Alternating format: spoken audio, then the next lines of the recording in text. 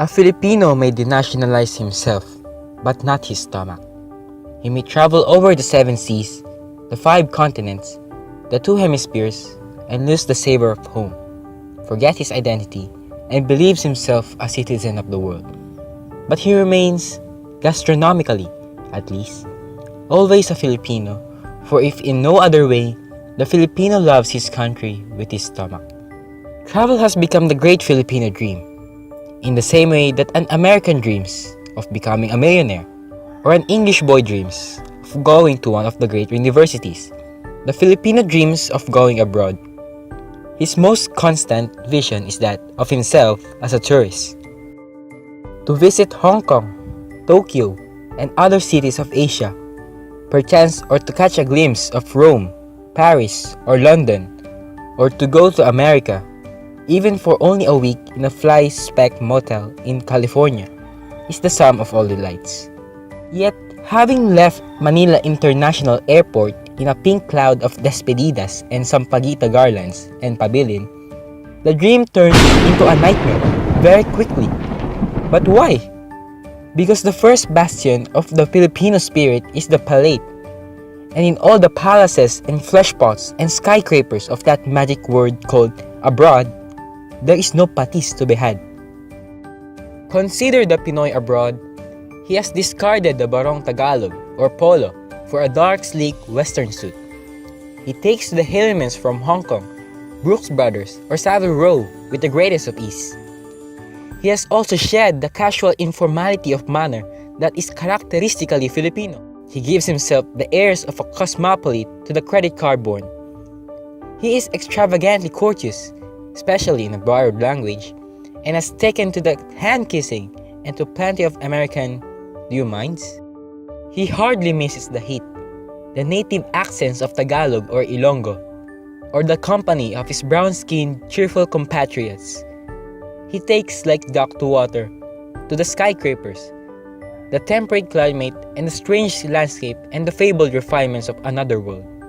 How nice, after all, to be away from good old RP for a change. But as he sits down to meal, no matter how sumptuous, his heart sinks.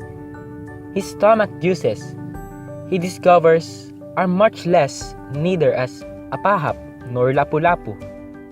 Tornidos is meat done in barbarian way, thick and barely cooked with red juices still oozing out. The safest choice is a steak. If the Pinoy can get it well done enough and slice it thinly enough, it might remind him of tapa.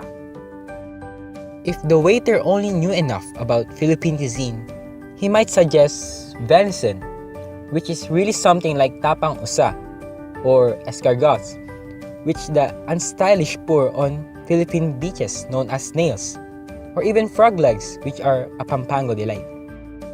But this is the crux of the problem. Where is the rice? A silver tray offers varieties of bread, slices of crusty French bread, soft yellow rolls, rye bread, crescents studded with sesame seeds. There are also potatoes in every conceivable manner, fried, mashed, boiled, buttered, but no rice. The Pinoy learns that rice is considered a vegetable in Europe and America. The staff of life, a vegetable. Where is the patis? And when it comes a special order, which takes at least half an hour, the grains are large, oval and foreign looking, and what's more, yellow with butter.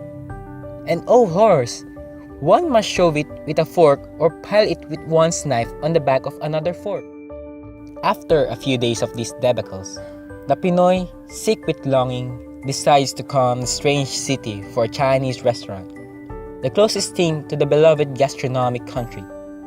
There, in the company of other Asian exiles, he'll put his nose finally in a bowl of rice and find it more fragrant than an English rose garden, more exciting than a castle on the Rhine, and more delicious than a pink champagne. To go with the rice, there is siopaw, not so rich as at Salazar, pancit guisado reeking with garlic, but never so good as any that can be had on the sidewalks of Quiapo, fried lumpia with the incorrect sauce, and even mami, but nothing like the town wonton. Better than a Chinese restaurant, is the kitchen of a kababayan. When, in a foreign city, a Pinoy searches every busy sidewalk, theater, restaurant for the well-remembered golden features of a fellow Pinoy. But make it no mistake,